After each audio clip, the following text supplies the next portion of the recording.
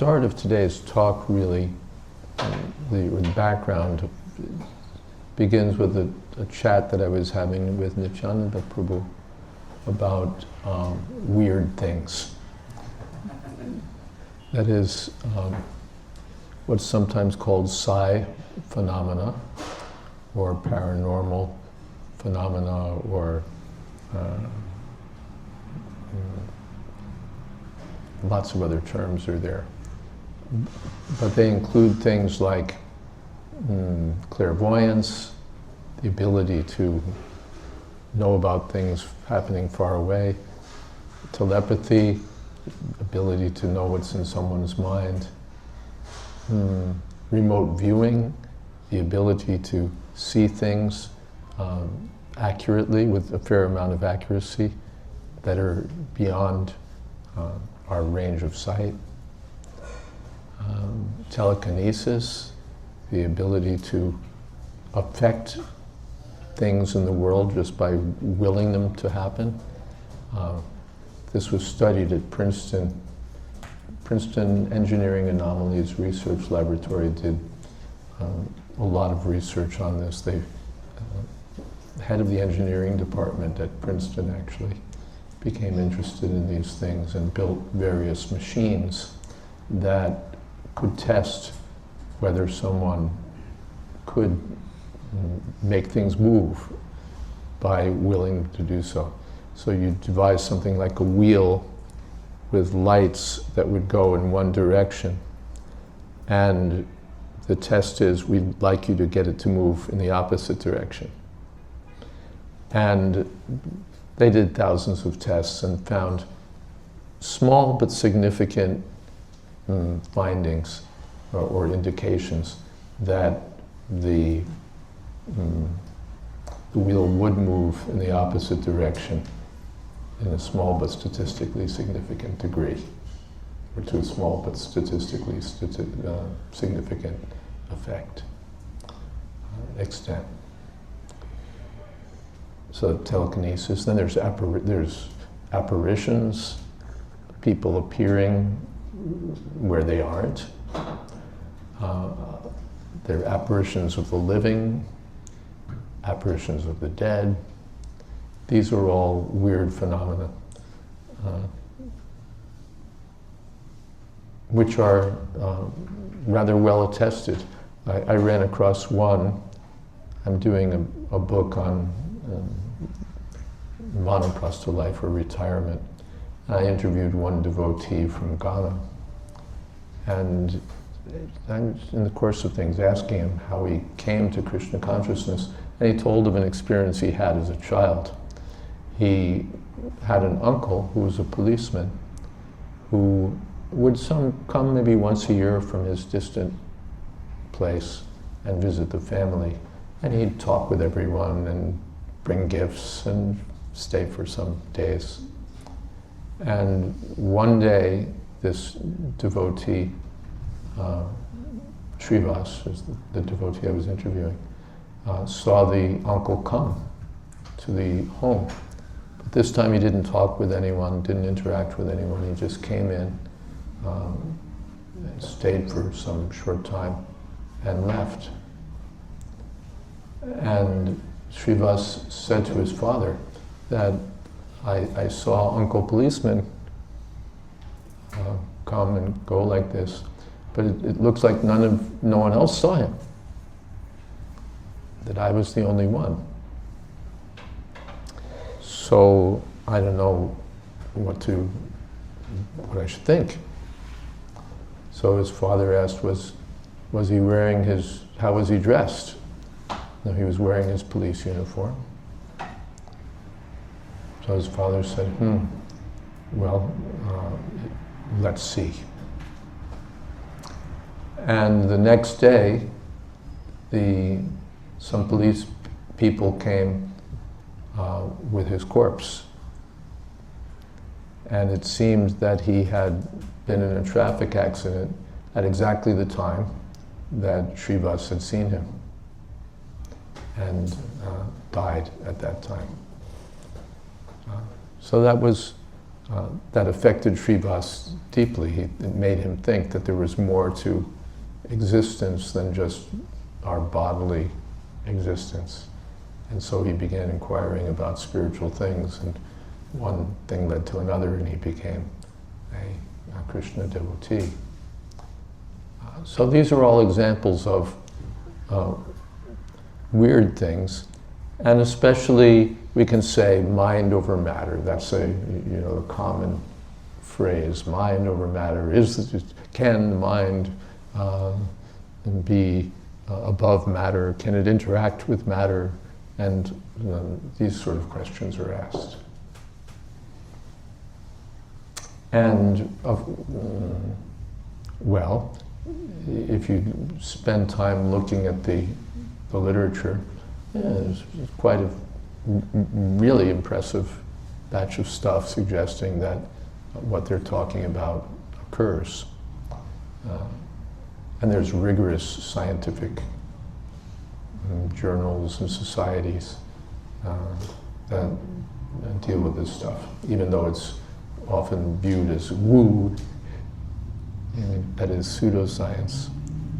The evidence for it is quite impressive. But from the Vedic point of view, when we speak of mind, we are speaking of matter. The expression is mind over matter. But from the Vedic viewpoint, mind is another form of matter. Mind is another form of matter. So that even when they're saying, can mind be influence matter? Well, mind is matter. Mind is matter. And the Bhagavad Gita explains that it's a kind of subtle matter. And the example that my spiritual master often gave is that of a shirt and a coat. So I may be wearing a shirt, and then above that a coat. So I have two coverings of my body. I'm not sure in the example actually which one is subtle and which one is gross. I guess the outside one would be gross.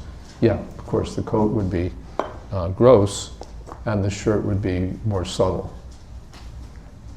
So in the same way, we have what's called a gross body. It's not meant to say ugh, but more tangible and solid. A gross body. It's visible. You can touch it, and everyone else will see that you're there. So that's a gross body. And then there's a subtle body. And the subtle body consists of the mind and the intelligence and the ego.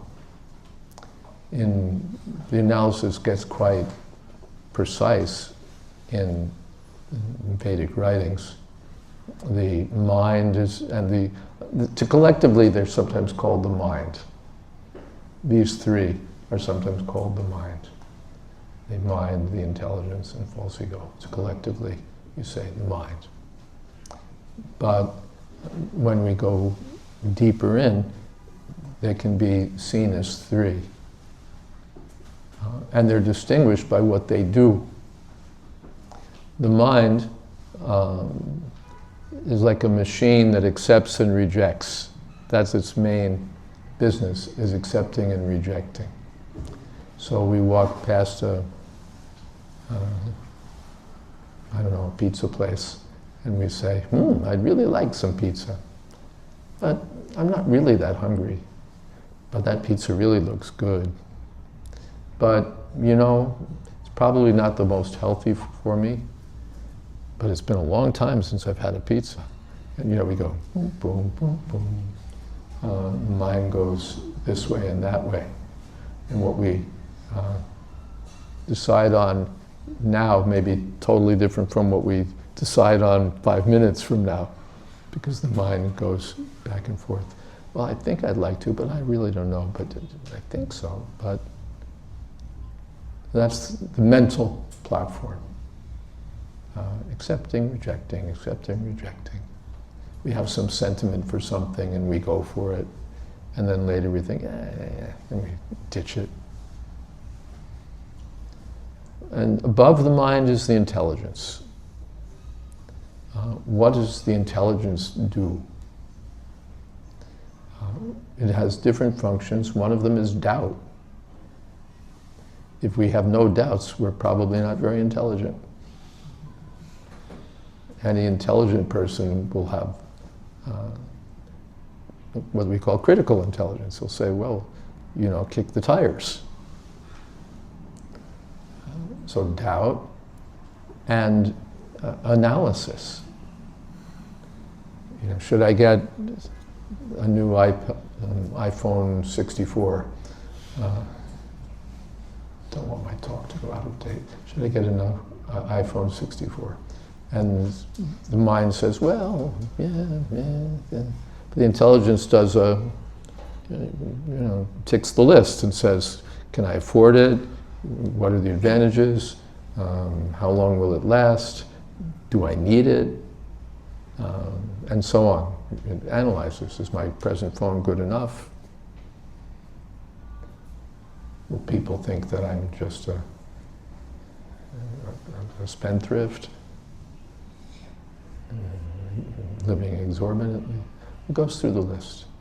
And then analyzes. Okay, weigh this up, weigh that up. Conclusion, boom, boom, boom. And now it's fixed. When the intelligence decides something, we've got a decision here. Because we've been through all the relevant variables. At least we think we have. We've tried. And now we have a conclusion. The intelligence is convinced, yes, this is my recommendation. So the flip-flopping mind, when guided by the intelligence, becomes steady. Okay, we're going to do this. And then there's false ego. And false ego is more subtle. The mind is already more subtle than the physical body, the gross body. You can't see the mind, can't touch the mind, can't smell it, can't hear it.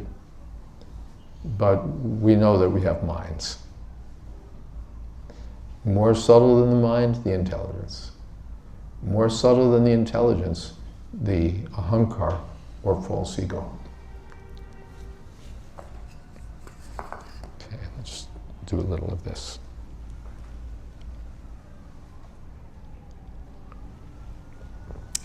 Okay. What's the false ego?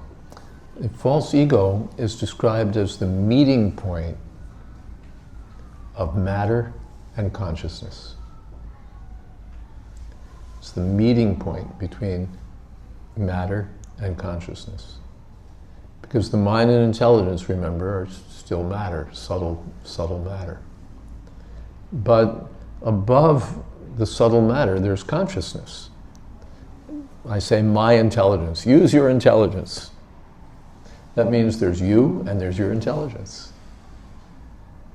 If intelligence is just matter, matter doesn't work on its own. Matter doesn't do things like take a sophisticated inventory of pluses and minuses on its own. There's consciousness behind that, and we experience that. We know that I have to focus my mind, I have to use my intelligence. So there's an I and there's a my. The my is matter. And the I is consciousness. So even though I change my mind 100 times in an hour, there's an I that's consistent. There's an I that brings in the intelligence and says, we have a decision to make here, let's stop going back and forth, we need to have a conclusion. So there's an I, a conscious self behind all this. And that conscious self is different from the mind, different from the intelligence. But there comes a point at which the consciousness identifies itself with the intelligence, with the conscious being identifies himself with the intelligence, with the mind, and with the body. At the grossest level, I think, I'm an American, proud to be an American. I'm Indian, I'm German, I'm white, I'm black, I'm young, I'm old, I'm male, I'm female, I'm thin, I'm fat, I'm Jones, I'm Smith, I'm a graduate of Harvard University, I'm so many things. And I'm not really any of these things. At least not forever. Now I may be strong, and tomorrow, or a few years from now, I may be pretty fragile. Now I may be American. I may say I've had enough of this. I'm going to be Canadian. These designations can change. And the whole body changes. I'm 6 years old and I'm one thing, and then I'm 20, I'm something else, then I'm 40, then I'm 80. That body that I think of as me is here today, gone tomorrow. I get a new body from small to big, and back to small again. Even in this lifetime, I'm changing from body to body to body. I'm growing day by day, and my parents don't see it, but Aunt Bertha comes and says, "Oh my, how you've grown." The body has changed.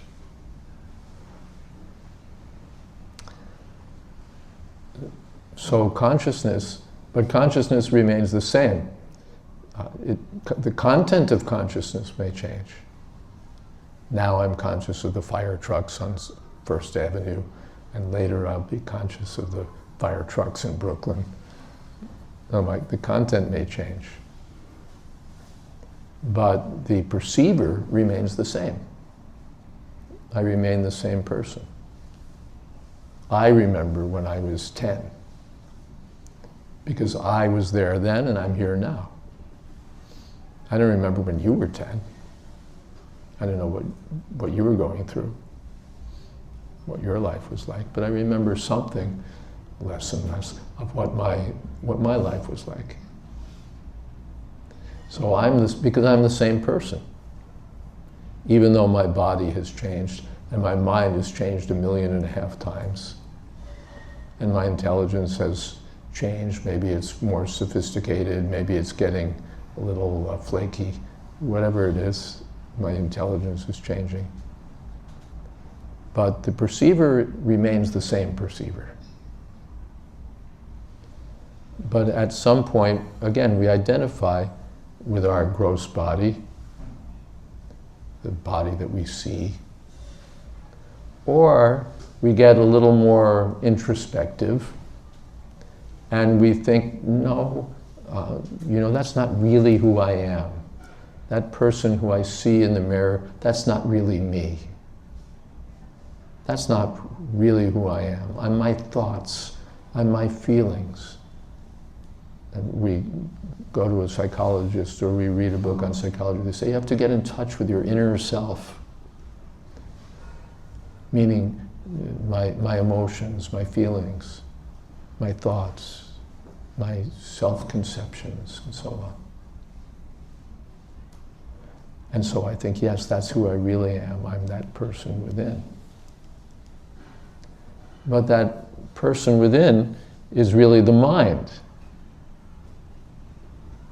It's really the mind. It's this collection of thoughts and attitudes and learnings and unlearnings that I've put together over the course of my life. And that's what I want to get in touch with. Those who have read, who's read The Road Less Traveled? Okay, Scott Peck, yeah. He's since revised his thinking, but he wrote in that book, because he was a psychologist, so he said, I think I should tell you at the beginning of my book what my biases are. And he says, I don't have the direct quote in my memory, but he says that essentially I see no difference between the mind and the soul. There's no difference between the mind and the soul. So essentially, you are your mind. You are your mind. In the broad sense, all of the stuff that's in our feelings and attitudes and thoughts. You are your mind. So that means identifying the mind with consciousness, merging the two. And the Vedic literature says, and we all do this, generally speaking, we all think of ourselves in terms of our, I want this, I want that, in terms of our feelings and our thoughts and emotions. But Krishna says no, higher than the mind is the intelligence, higher than the intelligence, the false ego. And the false ego is the point at which consciousness identifies with matter. So we identify ourselves with the gross body, or beyond, a little higher than that, with the subtle body, with the mind, with the intelligence. So that's false ego. It's not exactly spirit, and it's almost not matter. It's the touching point, the point at which spirit identifies, or we'd say misidentifies, with matter. Prabhupada didn't say this, it's not in the Vedic literature, but I think of the touching point as like, when you touch your thumb to your finger, there's a point right in between where it's not thumb, it's not finger, it's the meeting point. So false ego, and don't quote me on that because it's just my thought, but false ego is that meeting point. How subtle is that, right? You put your finger and thumb together and it's subtle exactly where they're touching. So there's this subtle touching point between consciousness and the gross and subtle bodies. That's what's meant by false ego. Very subtle thing. Very subtle thing. But when that subtle thing comes into play, then I identify with this world, with this body, with matter. I'm spirit, but I identify with matter. And that's the root point of material existence, where I forget my spiritual identity and I identify with something that I'm not. I'm not this body, I'm not this mind, but I identify myself with the body, with the mind. That's the beginning point of material existence, and everything follows from that. It all follows from that. So the Upanishads and other Vedic literatures, they direct us to go beyond the body, beyond the mind. Oh, I didn't mention out-of-body experiences. They're another one in that list of weird things. But they advise us to go beyond the body, not in the sense of traveling outside the body and experiencing something in the next room, but in the sense of realizing that I'm not the body. And do you need more space there? Maybe if everyone moves up, we get a little more space.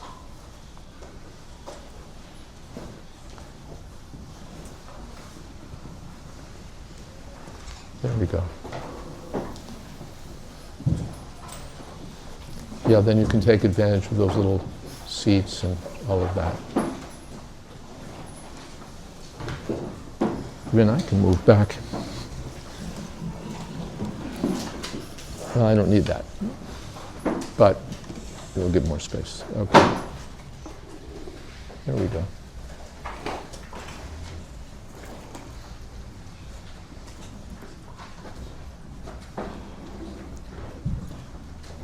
So when I identify with the body and mind, then I become what we call conditioned, which means wrapped up in everything that pertains to the body and mind. Now, because I'm this body, when there's pain, that's pain to me. When there's pleasure, that's pleasure for me. When there's a calamity, it's happening to me. When there's a celebration, it all pertains to me. When there's mental stress, that's all has to do with me. I'm in stress, I'm in the hospital, I'm this, that. And it gets it gets complicated. We get all wrapped up in the circumstances of this world and the life that we find ourselves in. So, and then we're in problems. Sometimes things are better, and lots of times things are troublesome. But we're what we call conditioned. Conditioned by passion, conditioned by ignorance, conditioned by material goodness.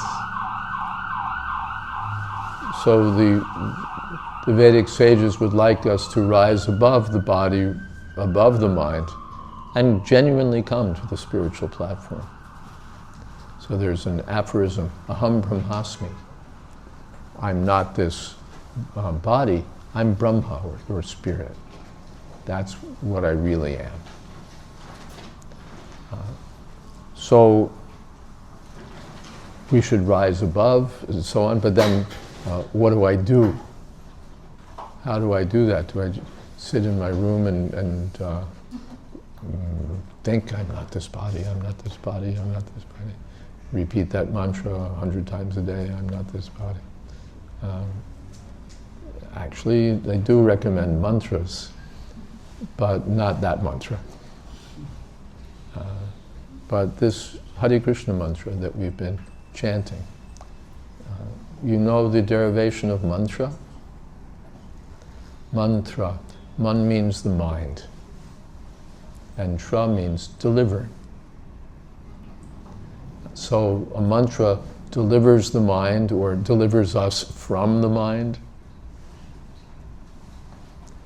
and brings us to the spiritual platform. Now, how does it work? Is it that it affects my breathing? You know, I'm chanting, and so now my breathing is entering a yogic pattern. Is it that? Or what exactly is it? So the Vedic literature explains that the mantra itself is on the spiritual platform. The mantra itself is a spiritual sound. It doesn't exist on the physical platform, even though we may be chanting with the physical lips and tongue. The mantra is not just a physical sound. It's not even something on the mental platform. It comes from the spiritual platform. It's not even on the intellectual level. It comes from the spiritual platform. And so when we hear the mantra, or when we chant the mantra, we come in touch with that spiritual level of reality, that permanently existing realm of spirit. And it doesn't, we don't need any mental adjustment or any intellectual grasp even. We just come to that level. So the mantra works that way. If I'm in touch with this sound, I'm in touch with the spiritual realm, the spiritual world. I'm in a different level of reality. Because that's where my mind is. That's where my mind, the mind is helpful because it points us in one direction. It's said in Bhagavad Gita, the mind can be my best friend or my worst enemy. If our mind is controlling us, it's our worst enemy. Let's do this. No, let's do that. Let's do that. Or even the intelligence, it's, I think it would be a great idea to build an atomic reactor so that we could have cheap electricity, and all we have to do is dispose of a little bit of radium somewhere, and I create more problems and more problems. But the chanting brings us beyond the intelligence, beyond the mind, beyond the body, to the spiritual platform. And all I have to do is just focus on the sound of the mantra. Doesn't matter how I breathe, doesn't matter any other condition, just I have to focus my mind on the sound of the mantra. And now I'm in touch with Spirit. This sound, Krishna, is a spiritual sound, Rama is another spiritual sound, Hare, spiritual sound. So this is meditation, because the mind is being pointed towards something, not toward a doorknob or a candle or a mandala, but toward a spiritual sound, directly. Not through sort of a intermediate portal, but right to the source, right to the spiritual platform. So it's powerful meditation, and it frees the mind. It frees the mind. It puts us in touch. Krishna's the name of the Supreme Reality. It puts us in touch with the Supreme Reality. So this is, so we say mind over matter. Yeah, okay, but then mind is matter. But then over the mind and over all the matter is Spirit, and Spirit becomes liberated by hearing and chanting transcendental sound. And that's as much as I'm going to say before asking if you have any questions or topics you'd like to bring up. Yes, Mr. Chandra. Yes. Yes. You say the mantras are spiritual, right? Yes. Any mantra? No. Coca-Cola, Coca-Cola, Coca-Cola, Coca-Cola. Doesn't sound very spiritual. Okay. But there are spiritual mantras. This Om sound is a spiritual mantra. It's said in the Bhagavad Gita that this mantra represents Krishna. So that's a spiritual mantra. It's coming from the spiritual platform, and it's, you can say, certified by great sages and by Vedic wisdom. The Hare Krishna mantra is also a spiritual mantra. In that sense, there's no difference between chanting Om and chanting Hare Krishna. But at the same time, there is a difference that Om is sort of general. Om is sort of general. We want to focus on the supreme truth, the ultimate reality. And so we chant Om. But what is the ultimate reality? What is the supreme? It's sort of left vague. Om is generic. Om is unspecific. But Om is impersonal. And there's no person that we think of when we chant Om. But when we come to Krishna, we come to the personal feature.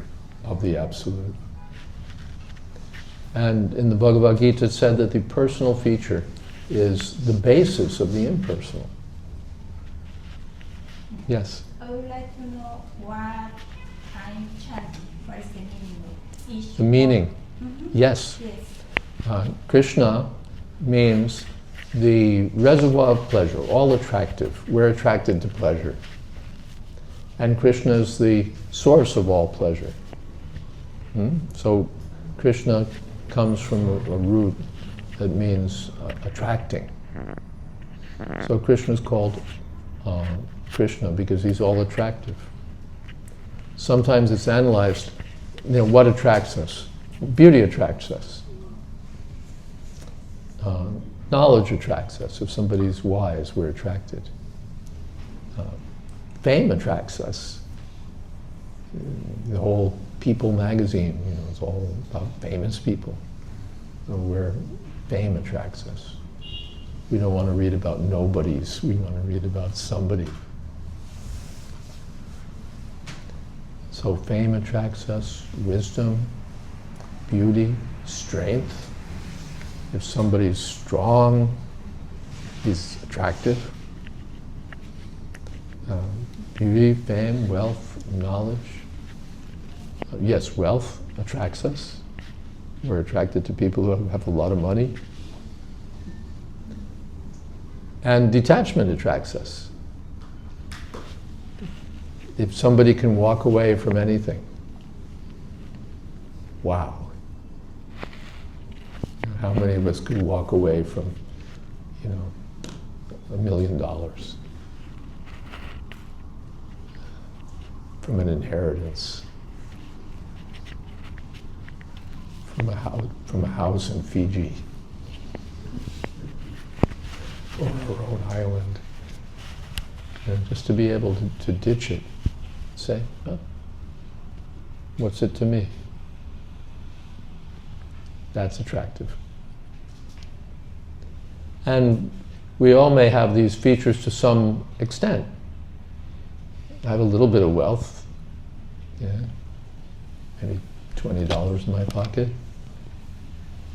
But my wealth is nothing compared to Bill Gates or that Meta fellow whose name I forget. My wealth is pittance. But there's probably somewhere out there who's hiding more wealth than them. And then there's someone else, more. We never come to the point where we say, this is absolutely, positively the most. There's always someone with more wealth. Always someone with more fame. I'm famous in my neighborhood, or I'm famous in my country. I have a friend who's a singer, so famous all over in Venezuela. He's exceedingly famous. Everybody knows him. And even in other countries in Latin America, he's very, very well known. And you come up here, nobody's ever heard of him. So, you want to know who? Elon Chester. I have 1,000 questions. Why it would be nice if there's an English version of the chanting? Excuse me? Why not an English version of the chanting? Because it's a name. So what's your name? My name? Sandra. Sandra. So how do you translate Sandra? There's Sandra in English. Yes, Sandra is Sandra. If your name is Sandra, or your name is Rekha, or your name is Hermosa, or whatever your name is. Of course, we could translate Hermosa, but generally names are names. We don't translate them. So Krishna is Krishna's name. So, but if you want a translation, then all attractive. And I suppose you could chant all attractive, but Krishna is easier and more personal, because I could translate Sandra, but then it's not you anymore, not quite. So Krishna is all attractive because he has all of those qualities, fame, wealth, so on, to the greatest extent. So he can attract anyone else who's beautiful, anyone else who's rich, anyone else who's famous, anyone else who's wise, because he has more of all those things, all those qualities. So that's Krishna. And Rama is another name of Krishna. It sometimes translated as the supreme pleasure, eternal. Rama, it comes from, it means that there's enjoyment there, there's pleasure there. So Krishna and Rama are two names of the supreme absolute, the supreme entity, the supreme person. And Hare is a word addressing the supreme potency of Krishna. The supreme potency of Krishna. What do we mean when we say potency? Well, there's like a powerhouse, let's say, and then there's the power. From the powerhouse you get power. From the electric socket you get electricity. So one is the source, and then one is what comes from the source. There's the sun, and then there's the sunshine. So the sunshine is the power of the sun, the energy of the sun. So Hare addresses the energy of Krishna. The energy of Krishna is also personal. So when we chant Hare Krishna, we're addressing Krishna, the reservoir of pleasure, the supreme pleasure eternal, and his merciful energy. Ra is characterized by kindness, by mercy, by accessibility. It's hard to go to the sun, but it's a lot easier to get into the sunshine. The energy is more approachable than the source of the energy. But through the energy of Krishna, you can come in touch with Krishna. So the chanting is translated, the mantra is translated, O Krishna, O energy of Krishna, please engage me in your service. Because we're all serving somewhere. I'm serving my boss, I'm serving my family, I'm serving my country, I'm serving my dog. A politician advertises that he's the servant of the community. The storekeeper says, we're here to serve you. We're all servants of our desires, all servants of our slaves, in fact. What is it? Hamlet says, give me that man that is not passion's slave. Because so often we're slaves, servants of our own desires. So the mantra says, please engage me as your servant, the servant of the supreme truth, the servant of the supreme spiritual entity, the servant of the supreme reality, not the servant of temporary illusions, temporary passions, temporary notions. I'm going to serve no matter what. I have to. It's my nature. But why should I serve Maya, illusion? Let me serve Krishna, the ultimate truth. That's sort of a long way of, the mantra is only 16 words, and really 16 is just an arrangement of 3. But if you want a translation, then it's going to be a little longer, and that would be one way of explaining it. Is that okay? Mm-hmm. Okay, thank you. Yes? I'm going back to... I'm going back to how you started with the power of mind. Mm-hmm. And like you said, clairvoyance, and like there are so many different abilities that Mhm. mind can have, but how does one get those things, and are these, like, is there any proof of these? Okay, you want to get them? Or is there any proof, you said? Yeah. Okay. How you get them? Yeah. Actually, in the Srimad Bhagavatam, it's explained how one can get these powers. Generally, it's by austerity, by undergoing some kind of severe discipline, so that you gain mastery over yourself and over certain aspects of nature. So the yogis, the classical yogis, those who go to the Himalayas and sit with their back and head and neck in a straight line and practice breathing exercises and so on. The really advanced yogis develop these mystic powers. They can become lighter than the lightest. They can become as light as a feather. They can become smaller than the smallest. You put them in jail, they'll walk through the bars. Now, there are instances actually recorded, but we won't go into that. One can become so many things. My spiritual master had a friend in his childhood whose family guru was a yogi. So they visited that yogi in Calcutta nearby. And the yogi said to them, "What would you like?" And the boy said, "We'd like pomegranates."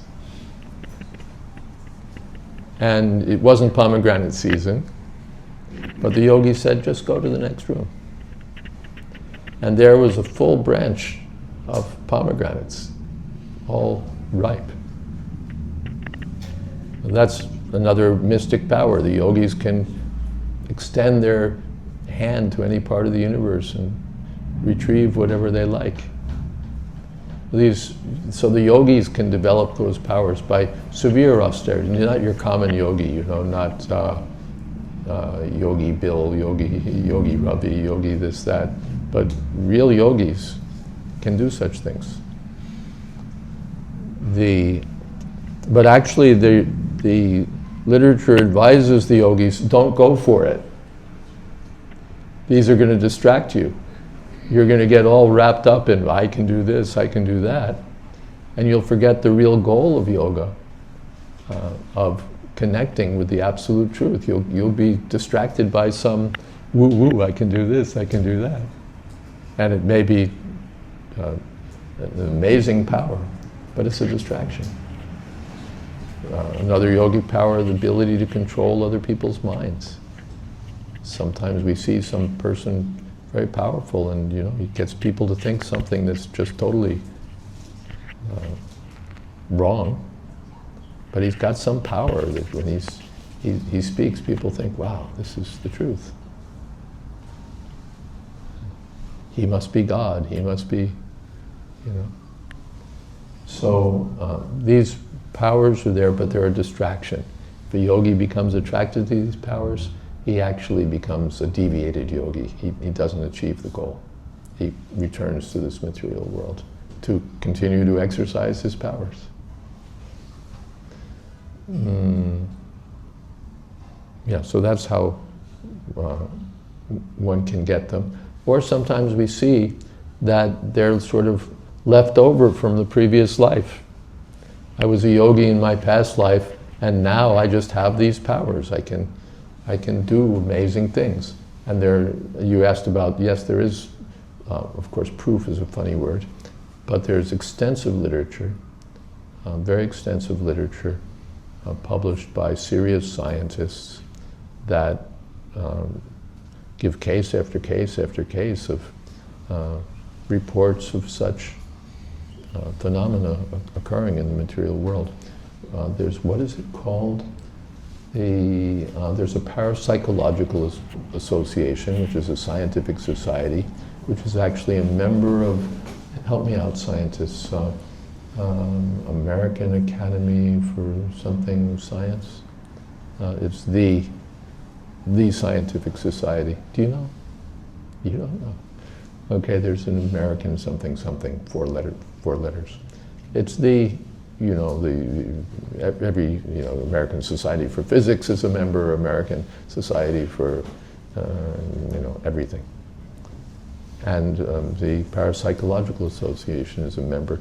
And they know that in our reports, we have to be like 3 times more rigorous than everybody else because they're going to criticize the hell out of us.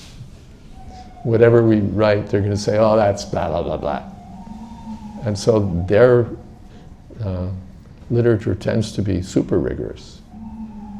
And you can do an internet search. So there is extensive, what would you say, empirical validation of these things. But the real thing is one has to have a kind of vision to know what to do with it. And okay, there are these findings, what do I make of it? Is it true, is it not true? And more important than that, what does it mean to me? If there is something to consciousness that transcends matter, what does that mean to my life? Should I be more interested in that than I am in the temporary things? Maybe I should. You see.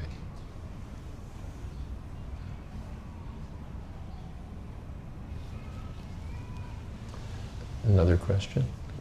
Time ho gaya. Okay. Thank you all very much. Hare Krishna. Thank you.